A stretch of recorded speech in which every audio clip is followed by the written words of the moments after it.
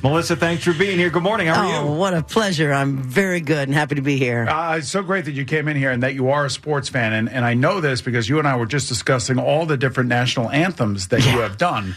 Now, you did the Kansas City playoff game before the Indianapolis Colts, or was it before the Patriots? Oh, that was the Patriots. That was the heartbreaker of a game. So freezing cold, too. I was going to say, what was that like going out there in front of your brethren there out in Kansas City and Arrowhead Stadium singing the national anthem? Arrowhead Stadium is just special to begin with. I mean, it's older, but it is so beloved there in Kansas City and the whole area.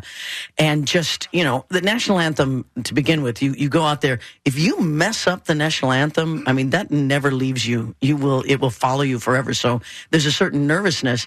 But just to be a part of such an important game, such a game that we had high hopes, but still we had not been that far since 1970. You have real skin in the game. Yes, that is what you have because you are a Kansas City Chiefs fan. But was there ever a more important national anthem to be sung than Game 6 between the Yankees and Diamondbacks?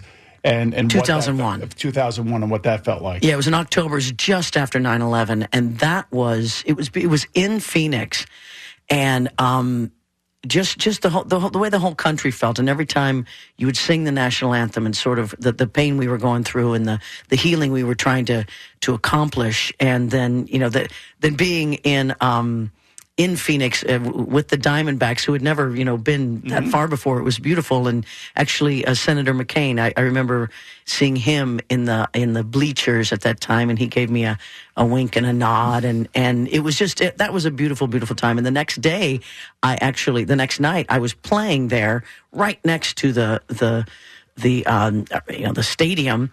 And that was when, do you remember, it came down to like the last inning? Sure, and it started to rain a little bit. The window, oh my God, the roof open and so everything. I actually couldn't make people come in and watch my show while we were watching while they were waiting to the end. So I actually put it up on a screen. Sorry, Major League Baseball. Major heartbreak, but listen, heartbreak for Yankee fans. Yes, here, indeed. So sorry, folks, but it was amazing to be in Phoenix at that time. So how do you explain your longevity in the business? Is it just basically you say it's the music that stands the test of time?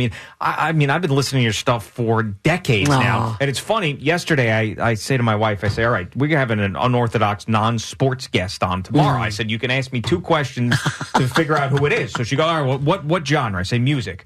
And she goes, all right, male or female? I go, female. She goes, Melissa Etheridge. And I was like, how the hell did you get that in 2 questions? She's like, well, no, I know she's a sports fan. I figured that would work. So, I mean, you're still on top of mind. That's not easy to do in this industry. So how do you explain it? No, but I would rather have it than have like a one big huge hit, because I've been doing this since I was very, very young. I've been singing. I sang in country western bands in Kansas, in the 70s when I was in high school, and I learned how to do it from an entertainment point of view. I learned to be an entertainer, not just someone people come to see, watch, sing their songs, but someone who entertains them. And so that's always been up front in my purpose. And I made my first record in '88. Didn't have huge hit until 93 or 94. So it's been this kind of long road, and that's good. And I think people know now you can still come to a show of mine and you will hear the hits. You will be entertained. It's good music, and that's the brand that I wish to put forth. And so I guess it's been working. I could say from a fan standpoint, we all appreciate that, because there's nothing worse than going to see somebody and then not playing the hits. Yeah, because they're trying to sell a new record, which I think is important too. But that's you also got to bring people back. Oh, you got it. And to me, all my life, before I was like, John, what would it be like if I just started a song and everyone knew what it was? That's magic. And so every time I start coming to my window, yay, everybody gets into it. Yes, yeah. Something I always think about when you mention "Come to My Window" or a big hit, I hear other artists say, man, yeah, it's exciting and people like it, but boy, am I tired of playing that song. And I could never understand that because of what you just said, that when you got thousands and thousands of people, you start the song, they're excited about it. Do you ever experience that, like, maybe we don't do this one tonight just because... No, that would break my heart, because I know that to me, you go do a show in a city, and that might be the only time that most of those people ever come to see me. And they want to go home remembering, oh, she played my favorite song. And I mean, why miss an opportunity like that? Just because I'm bored of it? It's every time I start the song and get into it, I love it. So I just try to stay on that side. What's it like when you're playing in front of 500,000 people at a festival? Woodstock. Woodstock. Yeah, what's that like? Oh, well, that's like, it's almost impossible because I couldn't see we were talking about Woodstock. I couldn't see the end of the crowd, and you can't see people's reaction, and it was actually I felt really, really small. It's almost too much. Talking to Melissa Etheridge in studio with us on The Fan. Her new album, The Medicine Show, is out on Friday. I was just telling our producer, Al Dukes, because you handed us a CD. I don't think I've held a CD in like 10 years. It's so cool to be like, man, I just got a brand new CD. It's a great story. It's a great story about the CD aspect of all this. She got started. I was reading that you had the 8-track tapes from Columbia. Yeah. Right? Well, I was in the 70s, and I remember buying, because we had one record store in Leavenworth, Kansas, and it was, I had to ride my bicycle, hours to get there. So this Columbia Records where you could order 10 records or buy one or whatever. And they just kept coming. You realized, oh, this isn't going to stop unless I stop it. So, but yeah, it went from 8-track, then cassette. I remember my first album was put out on cassette and vinyl.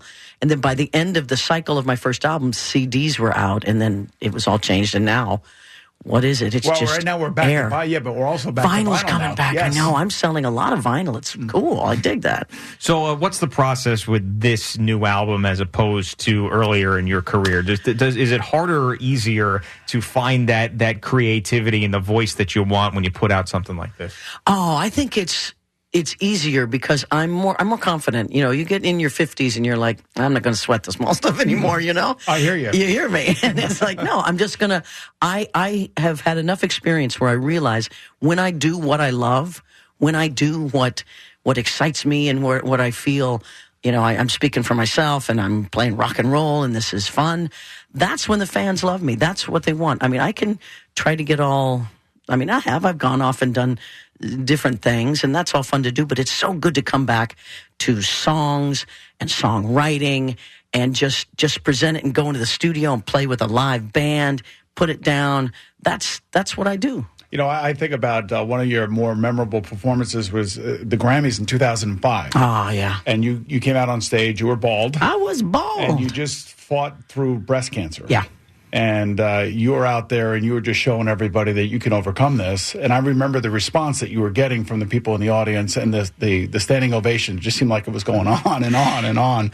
But, you were an inspiration to so many women, especially women around here in New York. We have a very high incidence of breast cancer out on Long Island specifically. So how has that changed your life? Oh, it was the biggest change in my life. It was a time where I realized, my life, my running, my trying to hold on to some sort of number one something, that wasn't what it was all about, that I needed to get in touch with my own spirit, my own reason for living, my stress levels, my physical health. All those things just came really into focus. And after that, my career has been it's been satisfying. I'm no longer chasing or being hurt or comparing myself to other people. And I tell you, the brotherhood and sisterhood of cancer, people that have been going through it. I mean, there's way too many of us, going through this. And I get very, I have a real desire to bring sort of an understanding of our own health and the things that we can do to have our own responsibility of health and understand that, yes, there are environmental factors, there are, genetic factors, all that, but there's a lot that we can do to, not be overcome by this disease. You talk about for lack of a better term, awakening that you have after Yes. you go through something like that. Is it hard to sustain that? Because I feel like people who have an event in their life like that, when they first come out of it, they're like, oh, man, I'm going to appreciate everything. But then maybe 5-10 years down the road, when things are back to normal, they forget about that. Has it been easy to sustain that mentality for you? You know, it's funny. When I was just coming out of it, like you said, I'd been on chemotherapy. I'd been away from humanity for months. I felt like I was a monk that was up, on a hill, meditating, and I'd come back to society, and I said, there's going to be a time when this is going to be far away from me, and I'm going to be back and all that stuff. And I want to be able to hold on to it. And yes, it's a practice. I tell people, I'm never getting this done. I'm never like, well, here I am, perfect, spiritual person. It's a practice every day of making a choice in my mind. What am I going to think? I'm going to think the more positive things. I'm going to believe and assume the best and expect kindness and expect, this goodness. And that helps me every day. Talking to Melissa Etheridge, we have a surprise for you today. Is he here? No. No. No. He went to the Patrick basketball Mahomes game. is not here. Okay, Instead, I present you this very skinny radio producer that's going to walk in. So he's going to come in here. Now, we've been working on something, me and Al Dukes, our producer, and we want to branch out into different things. Now I'm scared. Yes, you should be. And we decided we wanted to start playing and performing music out live. Oh, boy. Okay. All right. So we wanted to start at maybe a coffee shop across the street, whatever. So these two. So yes, yes, okay. No, Boomer's over here just as afraid as I am. Yes. Boomer's not going to play. There's a guitar, too. Wow, I'm really kind of afraid. You should be. Okay. You should be. But we figured that, people lie to us when we play the songs. They say, "Oh, you guys are good," and everything else. So we want you to be honest. If we're good enough to be able to go out. This is okay. Hold my hand. I'm not sure whether Boomer's holding my hand. All right. Okay. So what we're going to do is we're going to play "Come to My Window." Gosh. Okay. Thank you. Nothing like having somebody butcher your song. No. And Al is going to sing. I'll play the guitar. Right. And Boomer backup vocals, I guess. No, but I'm just going to sit here like in utter silence. Just a bit horrified. Okay. Let me know when I That's jump right. in. Here we go. I'll throw it. Window, what does he say? Window thrower. He's a window thrower. He's a window thrower. I can throw it through windows. Oh, he's... Yes. Thank you. I'm done. That was just that. That was awesome. Thank you. Thank you for cleaning that mess up. I appreciate it. Now I'm going to come back and I'm going to do sports things like that you would do. I'm going to give analysis and things. Yeah, why not? I think you're very good at it. Now, do you expect your Kansas City Chiefs to make it to the Super Bowl this year? I expect that. Yes, you do, don't you? You have to. You have to. I got to imagine that people out in Kansas City just absolutely love Patrick Mahomes. Did you watch the basketball this week? Yes, a little bit. Yeah, So I watched it because he was there. It's like, look at him. It was so exciting. He's such a good guy. It seems like it's perfect for the Chiefs. Kansas City is it's a very wholesome kind of Midwestern place, and we're all watching biting our fingernails, saying, okay, we have no defense right now, and we're going, oh my God, what's going to happen? Defense, draft and all that other stuff. Maybe a couple of free agents, but I always said that it was one of the greatest places to play a football game, even as a visiting player. That everybody was pretty well behaved, except for when they were throwing snowballs at somebody. Then or shooting, what are they shooting? Lasers now or something? Yes, lasers. We were so disappointed. I would think so. Yeah, yes. that's they not actually us. got that guy. I think they arrested him. They did, yeah. And he's here now. Let's bring him in. Is he going to sing too? Okay.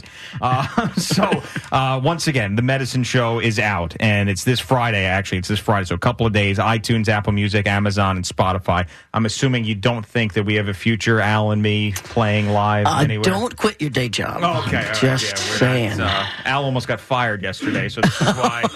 This is on the window thrower. Yeah, by that guy. The window so he almost fired Al. If I say that tonight, is that going to be funny? Or tomorrow? Yes. It will be to us.